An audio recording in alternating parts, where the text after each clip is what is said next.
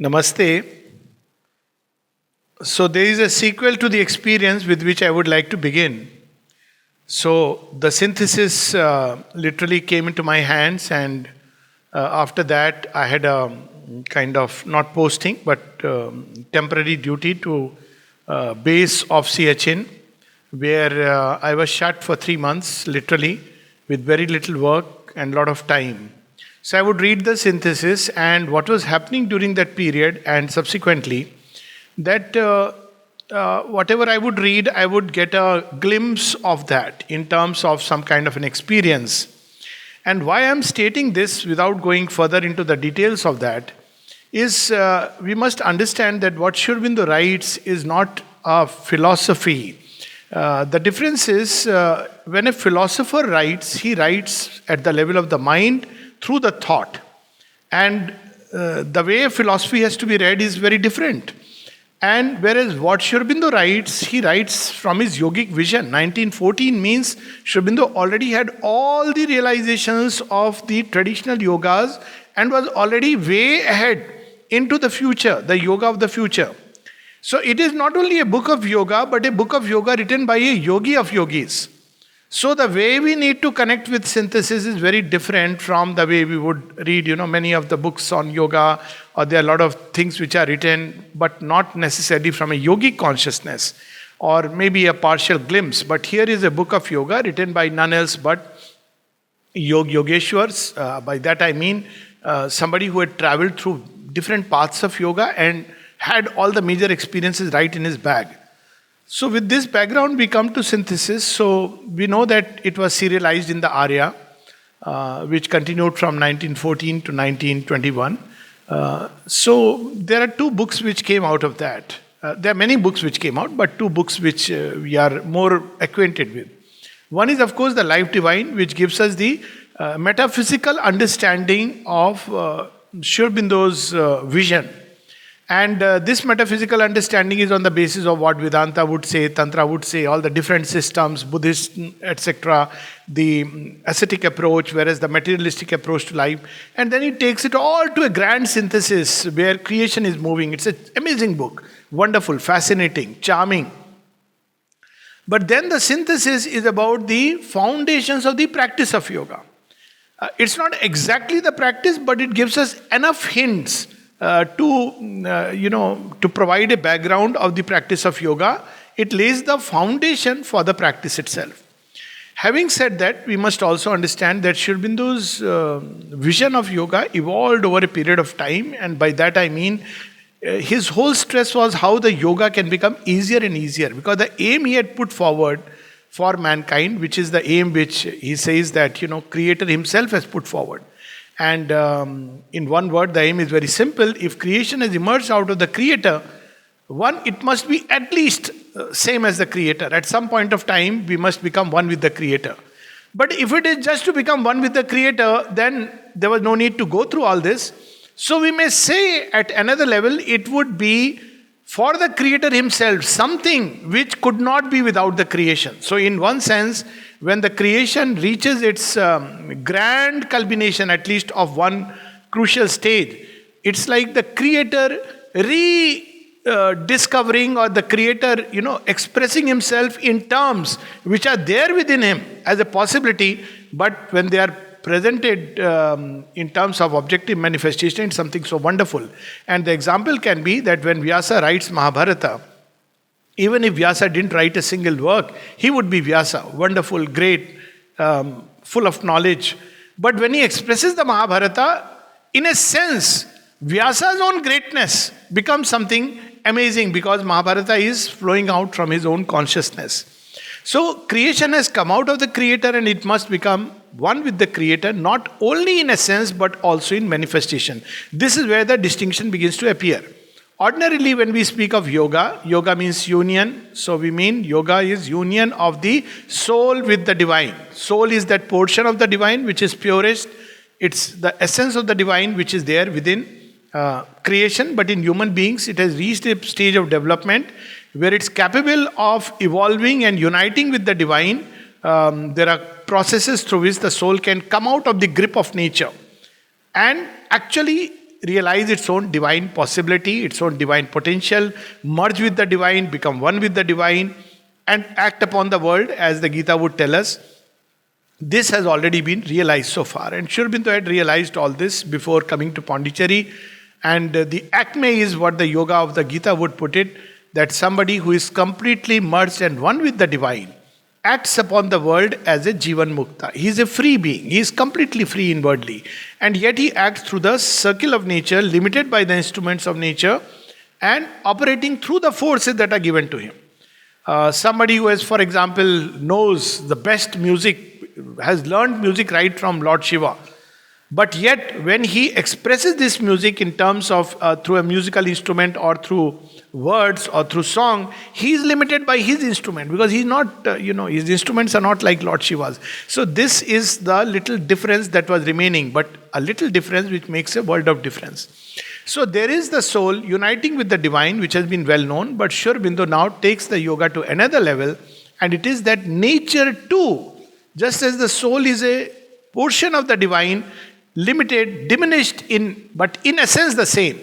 And yet, through life after life, it can evolve to its own divine stature and divine status, so that we may completely become conscious that we are portions of the divine. After that, we may merge and be done with birth and life and death, or we may continue to exist as a master, or this portion, which is an essence of the divine, when it realizes that I am a portion of the divine, may become a point, a footstool for the great gods or greater beings to express themselves in life and work. So this has been achieved so far.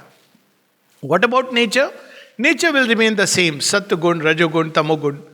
And the instruments, well, human instrument, we know the brain, the body, the heart, the hands, the feet, they have their own limitations and they will remain the same. Which means inwardly we will evolve, but outwardly we will be limited by the instruments. So Sri Aurobindo takes up this unfinished work. And that unfinished work, we can literally say the unfinished work of Shri Krishna himself. Because Shri Krishna, the widest path he has given is through, the triple key of works and devotion and knowledge. Yoga has existed since a long time. But we see yoga itself has arrived at its grand culmination in Shri Krishna. And how does that happen is that in the beginning, when man is more physical centered, we have Hatha Yoga. So we see many of these asuras practicing Hatha Yoga because they are very much what can be called as Deha Chinmay. They are conscious of the body and the physical world. So they try to twist and turn the body, give it various kinds of processes, methods, till the divine consciousness, which is somewhere involved in it, begins to get released. And when it is released, it can give tremendous health and vitality to the body. And also it can aggrandize the ego because the Hatha Yogin doesn't work on the psychical apparatus. Then as humanity evolved and it became more subjective, it became aware of the thoughts, feelings, sensations. So then there came Raj Yoga. Raj Yoga takes a different stand. It works on the mind and the psychical contents. So the Raj Yogin, more than the body, he is concerned with the possibilities of the mind. Can we, develop the mind to a point where instead of hate, it can, give the response of love. Instead of anger, can it return with peace? So instead of ugliness, can it return good? So he practices not just the physical control, but the mind control, and thereby releases from it energies which are divine energies which are locked. And this release can, Raj Yogis often combine the practice of pranayam and other things, leading to a awakening of the kundalini, the energy which is at the base of the spine and matter. And this, once awakened, it travels through all the different layers and unites with its own highest possibility. So this has been done. Now Shri Krishna takes a stand still further. So he picks up three main powers of the human psychological apparatus. And that's why Sri Aurobindo says yoga is practical psychology. So the starting point is very different. So Shri Krishna starts with that spirit is involved with the mind, and there are three keys with which we can open the door and enter into the kingdom of the spirit. So these three keys are intellect. We all have thought, the capacity to think, hopefully, and then we all have emotions, the capacity to feel, and we, along with that, all the aesthetic sense and everything else comes into it. And we have a will, which we hardly exercise. But nevertheless, there is a will within us which operates in our everyday activities. So Sri Krishna taught us that all these three things, three powers within us, can be turned outward and downward. Ordinarily, that's how human beings operate. Thought is turned outwards to see appearances. It is turned downwards to see how is it going to benefit me, materially or otherwise. Emotions, they can be turned up, outward.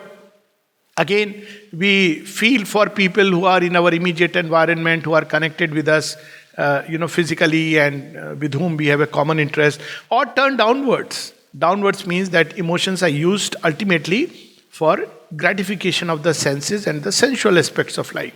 And similarly, the will can be turned, it's turned outward to acquire outward things, downward for the satisfaction of desires and the bodily and vital needs. But Sri Krishna teaches us how to turn them inward and upward.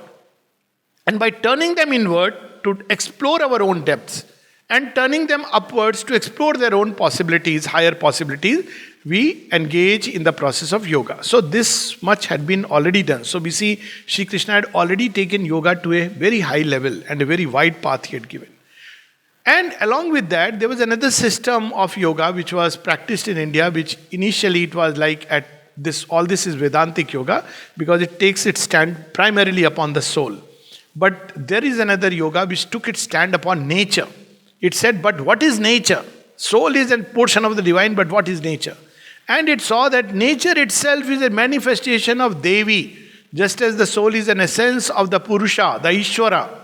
So nature itself has come from the Devi, the great goddess, the divine mother, and it started exploring the energies of nature. And that system we know is called Tantra. It has a right-hand path and a left-hand path. So right-hand path primarily again uses the higher energies, and the left-hand path it's in pursuit of power. So it goes right up to even those energies which are normally considered as nishedh, not to be touched upon in the practice of yoga. So Tantra, Sri Krishna's yoga is a kind of synthesis of different systems. Tantra is a synthesis in its own right, because it synthesizes nature with its own higher status, which is, that is to say, with Shakti. But again in Tantra, eventually all this journey is to free the soul from the clutch of nature and enjoy on the way the different possibilities of nature. So this was already done so far. And then we see in the great, wonderful phenomena of Sri Ramakrishna, that he combines Tantra and Vedanta also, and shows the unity of the different paths, religions, which again can lead us to the doors of the spirit and into the beyond.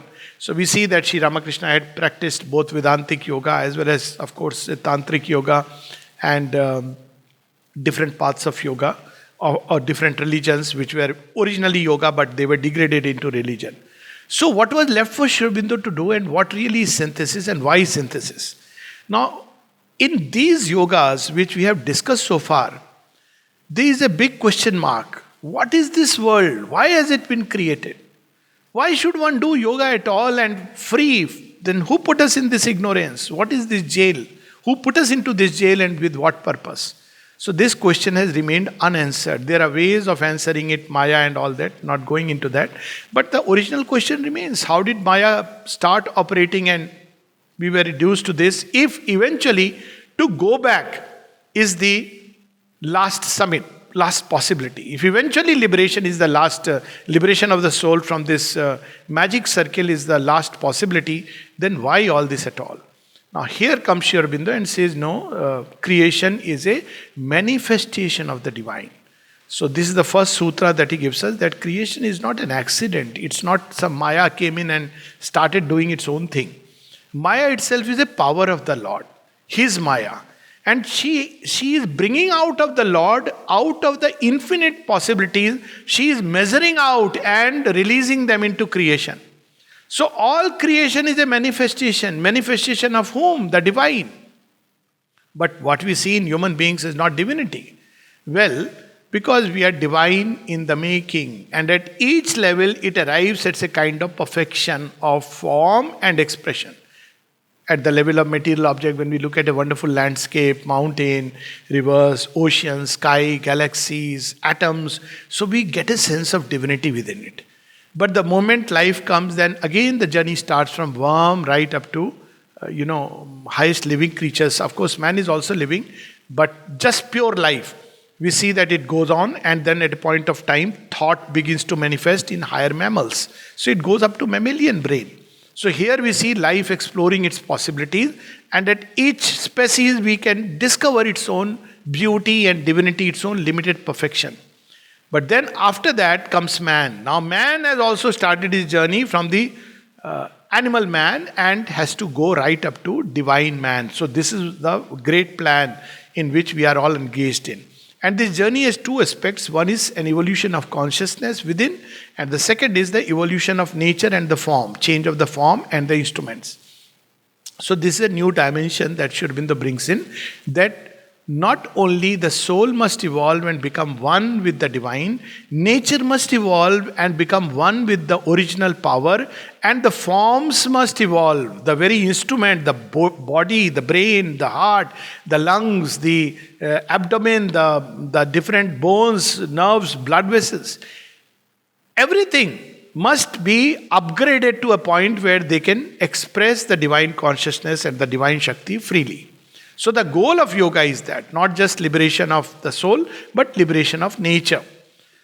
And the second aspect, with this evolution, what will happen? There will be a union, perfect union of world and God. Right now there is an antagonism. Because God is the purest, the highest, the most beautiful, the perfect one. World is imperfect. It has its shades of good and bad, ugliness and beauty, all kinds of mixtures. So, traditional yoga says this will remain a mixture, leave it and go into that perfect one. Now imagine if we go into the perfect one, you'll say, but didn't you ponder? Why did I start the process? It's not a great thing that you have come back to me empty-handed. Go back, enter into nature, engage with it and upgrade it, because she too is none else but my Shakti, which has become Maya and then Prakriti, Jada Prakriti. So, making world and God one, spirit and matter one, and thereby by doing it actually fulfilling the dream, great dream of mankind. After all, what is the original dream that we carry behind our eyelashes in our soul? The dream is to make this world a beautiful place. We may not use the word divine. Well, we all carry a dream of perfection. Every human being who is evolved a little beyond his animal state begins to dream of a perfect state here upon earth, not elsewhere. And when he doesn't find it, then either he feels frustrated, whether it is in his little personal life, his little job, his relationships, and the life he's leading, or else he turns elsewhere. He says, well, it's not possible. So let's turn into that so-called divine perfection, the divine perfection, not the so-called. Initially he starts like that, maybe there is, and then let me merge with that. He gives up on the possibility. But here comes Sri Aurobindo and he says, but this is still a world which is divine in a sense, but in manifestation it is divine in the making. So it will become divine because its origin is divine. So synthesis of yoga, the yoga of Sri Aurobindo is meant to divinize humanity and through it actually bring down the great dream of a kingdom of heaven on earth, Ram Rajya, call it by whatever name, but the perfect collective life organized divinely upon earth. So it is the terrestrial transformation or the transformation of earthly life into a divine life. This is the goal of the yoga. And synthesis of yoga or the practice of the yoga is meant to take us to that. This is the first aspect. Now here comes another interesting thing that Sri Aurobindo reveals. He says that, well, in a sense we believe we do the yoga, but yoga is actually done already happening. Divine is doing the yoga within nature. It is between divine and nature, and it is because of that yoga that creation has evolved from matter up till man. Otherwise, this is the missing link always, that how evolution is taking place. Is it random, chance, accident, etc.? But it is about matter evolving right up to there, because what is this yoga taking place? The divine is pouring his consciousness into nature. Nature is receiving it, creating a form. So divine keeps pouring. Then a point comes when that form cannot contain it. So when it cannot contain, it begins to feel stifled, like the caterpillar to be the butterfly. So it feels stifled. So challenges are created in the environment because it has to progress further. So nature starts creating challenges. The balance is disturbed and then it evolves further, next level. And each such crucial juncture, we see the divine himself taking a human body as the avatar. Then again, there is another form created, and this form goes on very happily till again a time comes when the divine consciousness is pouring a little more, and nature and the form cannot take it. So it again bursts and enters into another space. So it's like an outflowering. So all evolution is essentially a yoga of nature, but it is being done without the conscious participation of the form and the jiva, the species. It's done automatically. Challenges are created because there is a conscious force in this existence. And just like, now we have this corona and many such things, there are challenges created by nature to push us into that evolutionary corner. Of course, we may not take the lesson, so the challenges keep multiplying, but not to go into that. But in man, what nature does is, nature says, okay, fine, till now I have been playing with this toy, building and breaking and rebuilding. Now, what if my toy can participate consciously? And that happens because something in man has reached a point of development. Call it the soul, the psychic being, call it the essence, doesn't matter. But something has reached a point where there is in man a conscious urge to progress. This is what marks really our humanity. Humanity is not about the capacities. Oh, he is very intelligent, or he has graduated or super graduated from Harvard, or he has a lot of money. That's not what marks humanity. What marks humanity is the urge to progress. And this urge comes because there is present in us this little being no bigger than the thumb of man, the psychic being in man. So this urge to progress starts expressing itself in countless ways. First, it expresses itself outward progress, education, knowing more information, amassing more things, greater degrees. But then a time comes when this urge for progress in outward field touches its ceiling. And then it says, no, there must be other fields, other domains to conquer. And then at that point of development, the progress turns inward. So the same yoga of nature reaches a point where now man begins to consciously participate in the yoga, and then nature has already devised. How will he evolve? Already devised within its limits certain processes by which the evolution can take place. So all the yogas that we practiced earlier, or rather mankind practiced earlier, through that we discovered something very amazing.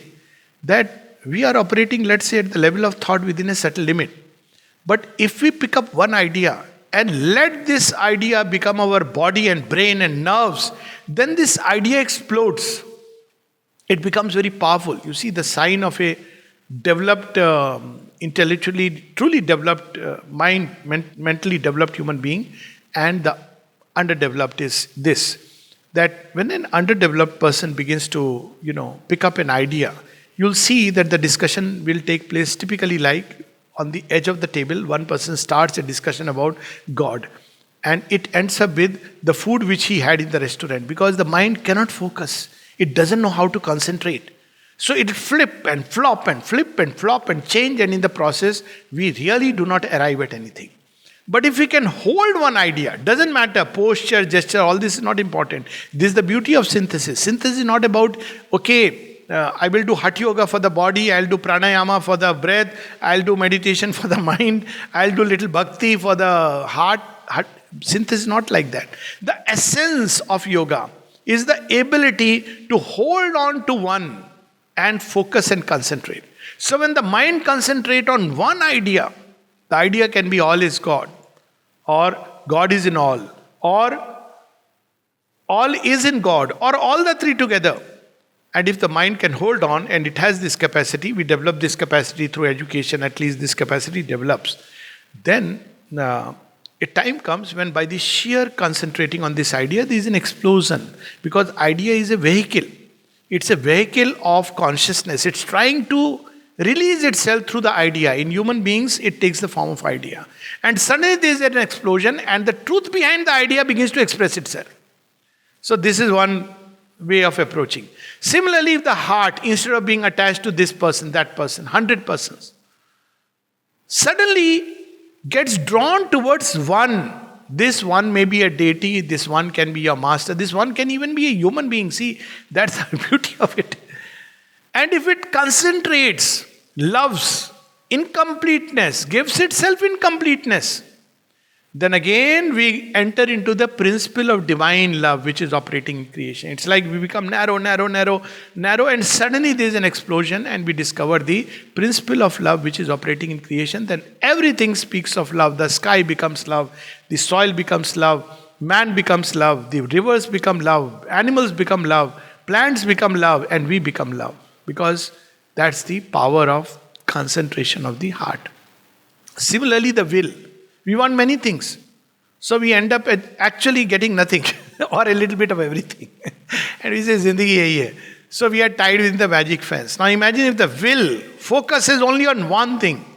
I want the divine. Let us say the will completely focuses on that. Then over a period of time, this will itself takes the form of aspiration. Right now, will has become desire. Now it regains its original form, aspiration. And then we see, because of that power of aspiration, suddenly there is again an explosion beyond the magic circle of nature, and we discover the truth that was contained within the aspiration. So this is the process that yoga uses, individual yogas use. Now how are we going to combine them? Now here Sri Aurobindo brings in a very interesting truth, so relevant to us today. There is a form and there is a spirit. Meaning thereby, let's say, that I have to express an idea of love. Now, how many forms it can take? It can take the form of a mother bringing up a child. It can take the form of a soldier who dies on the battlefield out of love for the country. It can take the form of a bird which is picking up food and starving itself and feeding the child first. It can take the form of plant moving towards the sun. It can take the form of beauty in matter, river flowing toward the sea. It's the same force, but manifesting in countless forms and many, many others. At human level itself, we see that love takes so many forms, even within the range of human emotions, where we see love is taking the form of, parent to child. Love takes the form of master and disciple, takes the form of teacher and student, takes the form of, servant and master, takes the form of lover and beloved. I have not mentioned husband and wife because that's an institution that man has created. But its original form of love is the lover and beloved. So we see that love itself can take so many forms at a human level. Now, but principle is the same, it is love. So we have to catch the principle. Synthesis is not the form. So in yoga also there is a tendency to catch hold of the form, because form becomes very visible and tangible. So very often people ask, how am I to practice the yoga? So you tell them that, you have to remember and offer, work upon your emotional being and, take a thought and concentrate. So the next question will be, how do I remember and offer? Now, there is a tendency to over-specialize a form. By over-specialization means we see, for example, in Hatha Yoga. With the bodily yoga, it has been so much. Every person adds a little twist to the human tale and it becomes a new brand of yoga. Or breathing. You will see so many new techniques and eventually it becomes a new form of yoga. But what is important is not the breathing. What is important is not really that outer practice. It has its place. But why we are doing it? You see that famous story which is so instructive in the Bhagavad, where Uddhav goes to teach the gopis what is yoga. So they tell, you people are mad. You just love Krishna, but Krishna is Nirvikar, Parbrahm, etc., etc. So Gopi said, doesn't matter. We are happy you are talking about Krishna. So what do we do? He said, don't do all these things. Okay, tell us what to do. See, I'll teach you a method of pranayam. Okay, fine. They are all sitting. What next? Say, now hold your breath, catch your breath and start doing this process. So the gopis say, which breath? Breath. But we have given our prana to the Lord. Our breath is to the Lord. With each breath we take His name. What do you want us to do?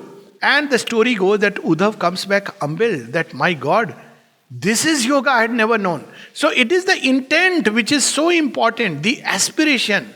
It is not the form that we do. The divine cares least. He is not tied mechanically to, he is not sitting with a chart where he's ticking all the boxes right. Okay, this man sitting straight, correct, bolt straight, tick. 90-degree angle, tick. Sitting cross-legged, tick. At the end of all this, the most important is, what was he aspiring? He was thinking about his wife. Cancelled everything. Or he was thinking about aggrandizing his ego, like, Ravana. He was doing everything right. All the check boxes were correct. But at the end of it, he was saying, how I can become immortal so that, I can even satisfy all my ambitions. So core of yoga is not the form, but the aspiration. Of course, it will take a form. But this form, Sri Aurobindo deliberately leaves a little bit free to evolve. Because there must be plasticity, different human consciousness. Each one is different. There are people who love to walk and remember. There are those who love to sit and remember. There are those who sit on, who, because they have a traditional background, they feel if they sit on, a particular posture, it'll be fine. Fine. Nothing wrong with that. There are others who believe that, they can sit on a chair and concentrate so much. It's perfectly fine. The form and the spirit. So he reveals that in yoga, the tendency towards over-specialization became a problem. Because now, the moment you talk about yoga, everybody thinks of Patanjali's yoga and where you have the codification. So codification is all right for the mind. Codification becomes a barrier when we are entering into the freedom of the infinite. You must understand, yoga puts us in contact with the infinite. The divine who is free, he's not a slave to any technique or method. You can't tie him even to a mantra because he is free and infinite. Everything has emerged from him. Yes, if you take a mantra beautifully, we have such, again, beautiful story of Ramayana. Other day I was narrating. Valmiki couldn't say Ram because he could only say Mara, Mara, Mara, Ram, Ram, Ram, Ram. So Mara became Ram. And as the saying goes, Ulta Naam Japa Jagjana Valmiki Bhai Brahma Samana. It is that inner aspiration with which we move into the yoga. So synthesis is not Hatha Yoga plus Raj Yoga plus Bhakti Yoga plus Jnana Yoga plus Karma Yoga plus something else. It's not synthesis. Sri Aurobindo makes it very, very clear. Synthesis takes up the essence of all yogas, which is to unite with the divine. And therefore, yoga begins when we take up the journey of yoga, not for any other motive, be it gaining power, be it gaining, helping humanity, be it becoming yogis.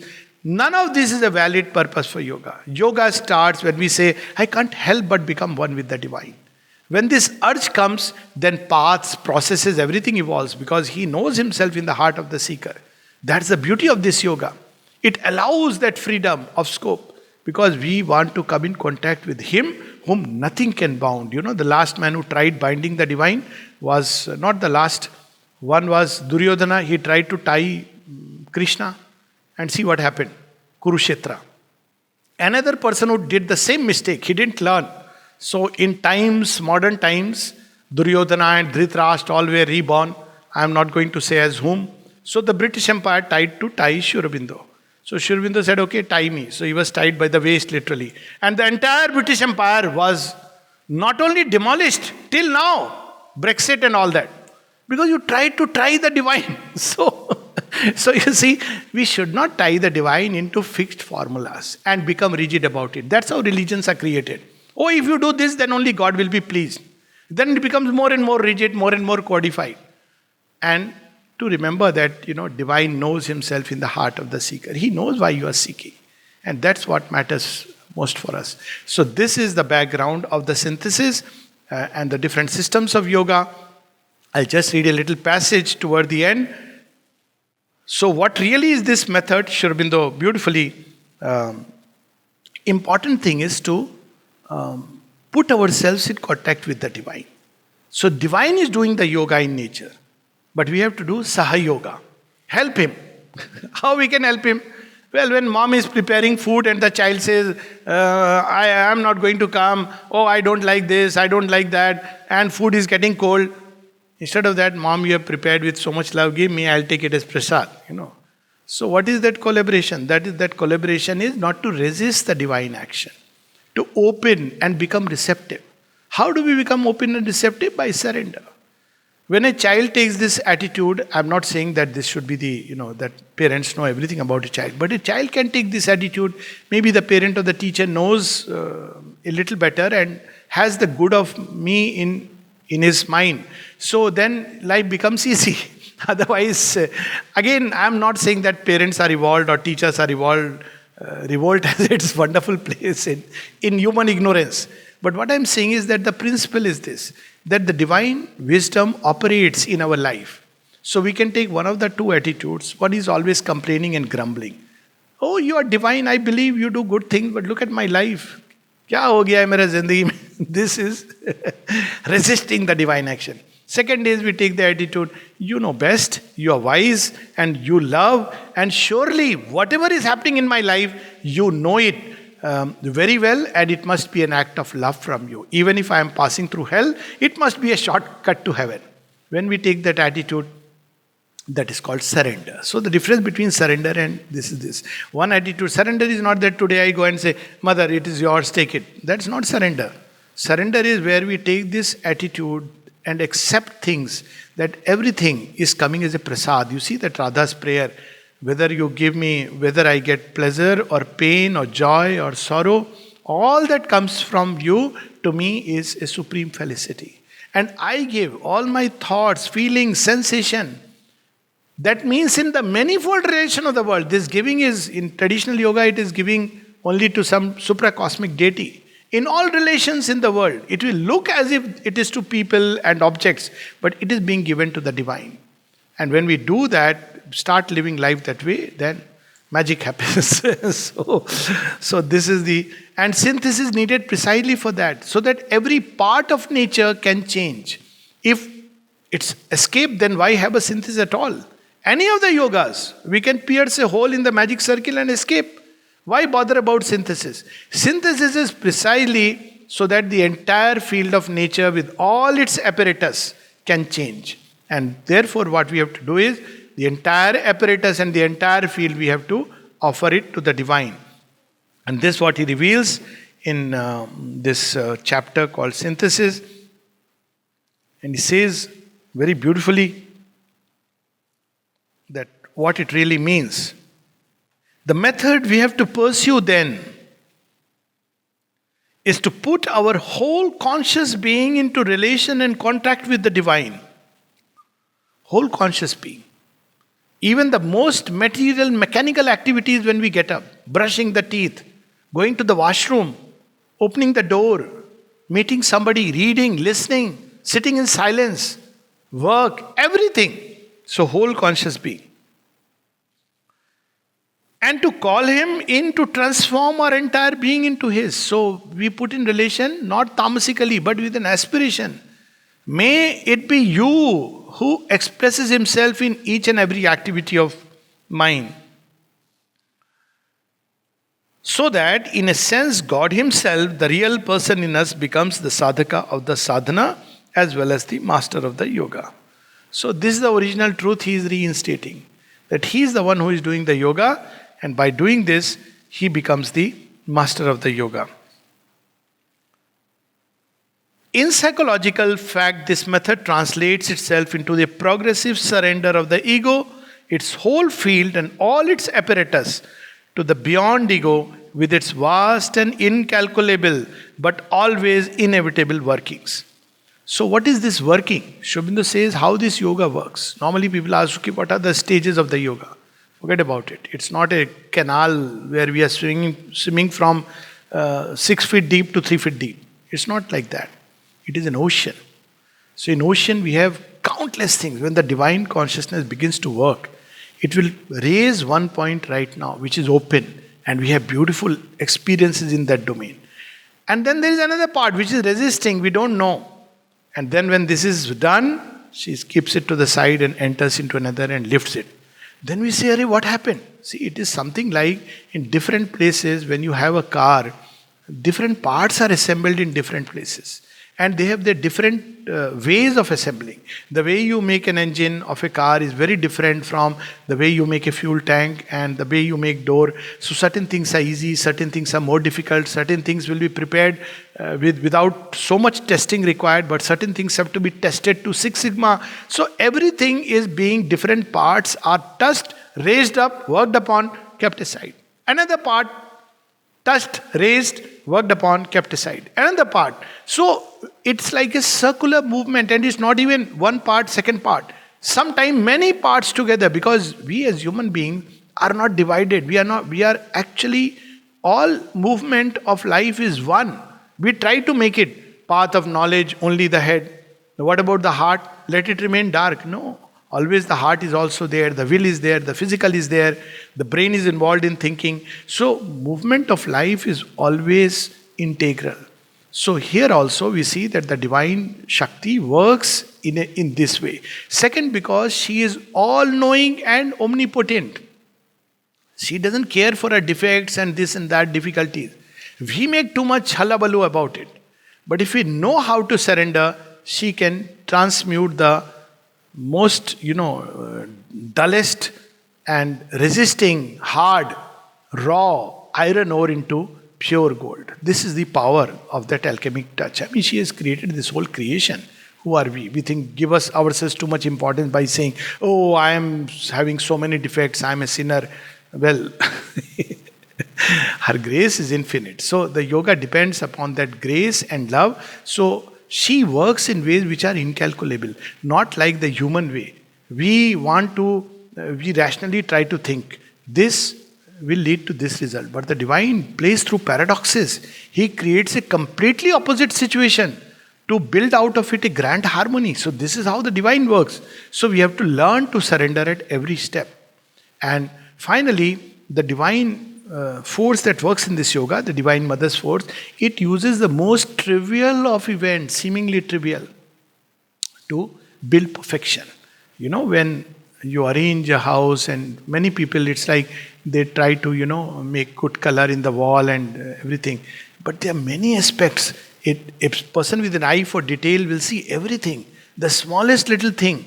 So similarly, the most trivial experiences. So we may think yoga is happening when we are sitting in meditation. Well, that is one part. Too much talk about meditation all the time, as if yoga is synonymous with meditation. One may do a yoga, arrive at the highest realization without sitting in meditation. This is one part of it.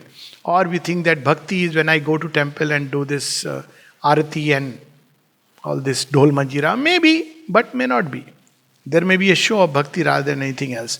But ultimately, when does yoga take place? You have done all this, entered the ashram, sat in meditation, felt very nice, and then you come out and you think that, I am experiencing something so good. You step out and suddenly you see the face of the person you just don't like to see. And you do a little winch. Oh, why this man? Why I have to see him? Chi, chi, chi, chi, chi, chi. Like Har Har Gange, So we have, always there are some, for each one his own elite and other. So what is this yoga? This was the occasion for yoga. All that is theory, this is practice. So contemplation builds the consciousness. But real life, so yoga takes place in real time. It is not just a isolated 1 hour or 2 hours meditation, but all the time, which means we have to be conscious, we have to be vigilant, we have to have humility, sincerity, so that every time there is an opportunity, we can either make a progress or we may fail. Somebody says something or does something we don't like. Now, that's a moment to take a leap of yoga. So it is a process which goes on all the time. It's not that we have to become, mentally taut and strained. Stay open and she will show us what needs to be rejected, what needs to be changed, and it takes time, so we have to persevere, we have to endure through the passage. So she says, so what is required? Suddenly this is no shortcut or easy sadhana, because it involves the whole field of nature and its transformation. It requires a colossal faith and absolute courage, and above all an unflinching patience. Why courage? Because we don't want to face ourselves. The biggest courage is to face ourselves. There is no enemy outside. That is easy to face. I am here, you, my enemy, are there. But my enemy is inside me. This is very difficult. Because I am always a good guy and everybody else is a bad guy. So this requires tremendous courage. Colossal faith. Suddenly, things which I never imagined are within myself are raised up. And you wonder, Ari, what's happening? Am I also having these things? Yes. All nature is one with universal nature. So it requires faith that through all this, the journey is going on. and above all, an unflinching patience. It is not a yoga where in 5 years, 10 years we want to, or nowadays, 2 weeks crash course, you pay so much money and you have a nice feel good experience and you say, this course helped me. If that is the kind of, it's not a McDonald's or, fast food restaurant where we go pay money and get a yoga certificate.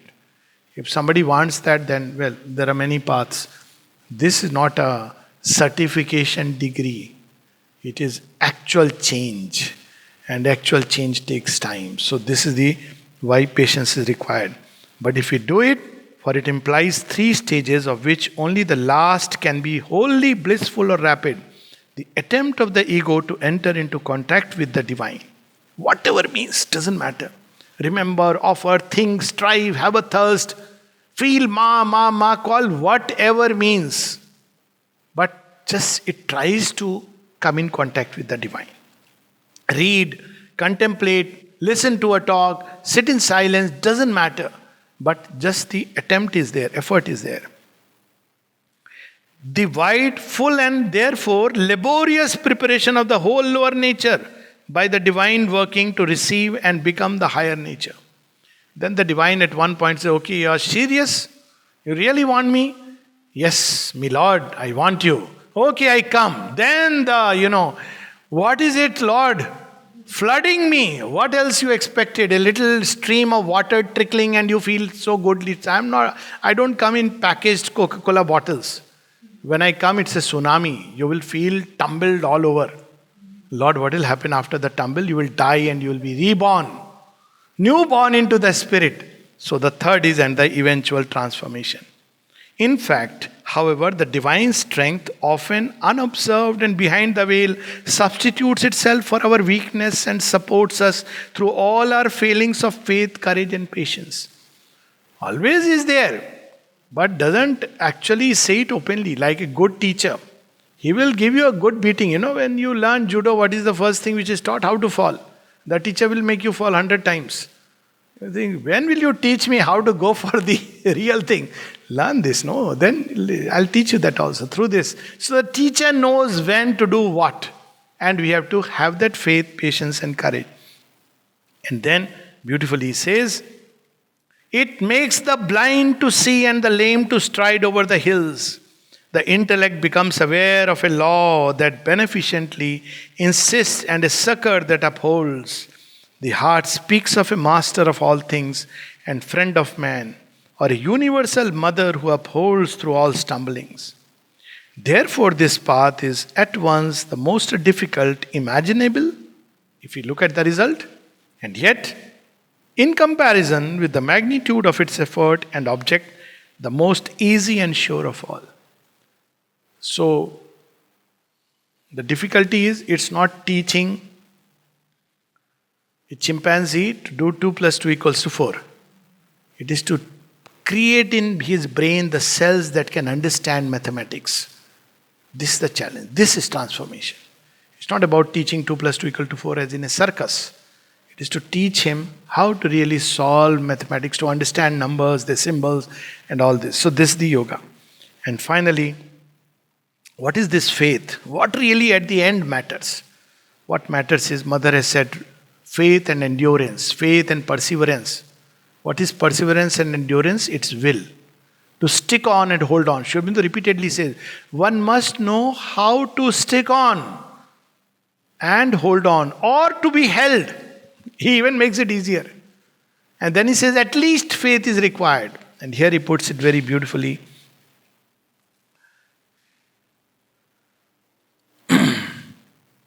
The eventual omnipotence of tapas and the infallible fulfillment of the idea are the very foundation of all yoga. In man, we render these terms by will and faith. A will that is eventually self-effective because it is of the substance of knowledge. And a faith that is the reflex of the lower consciousness of a truth or real idea yet unrealized in the manifestation. It is this self-certainty of the idea which is meant by the Gita when it says, whatever is a man's faith or the sure idea in him, that he becomes. So if we all the time believe I'm a monkey, I'm a social animal, I'm this, that, I'm this little creature, then the faith has limited us. But if we believe, have the faith that I am divine in essence and I am born to become divine, and there is a persistent will, despite all the failures, falls, and stumblings, if we keep to this will and keep to this faith, trusting that there is soul within and the Divine Mother's grace above, then we'll end up realizing it. So this is in a sense, the synthesis that Sri Aurobindo proposes. We'll take up the next session on 3rd February and take up a little more in detail. Namaste. The process of involution. Well, it is a yoga in reverse, and I can put it like this. What is involution? When a tree puts all its energy and becomes a seed. So what is this seed? The whole tree is in the seed, and this seed drops to the ground to become a new tree. So this seed dropping to the ground, the Ashwath tree of the Gita, this is involution, that the divine consciousness involutes, literally concentrates itself into a small little point, almost a vanishing point. And that little vanishing point is sown into the bed of inconscience. And from that point, evolution starts. It's the Big Bang point, etc. But how did that point come into existence? That point of intense concentrated energy. So involution, we can say, is the divine becoming all this nescience. So this is, yes, of course, but it's not technically called as yoga, but we can say that it is the background of yoga. He is setting the stage. And after that, what starts is the whole process of manifestation. So involution, of course, precedes evolution.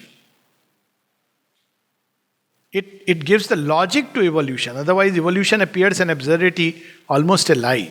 Yeah.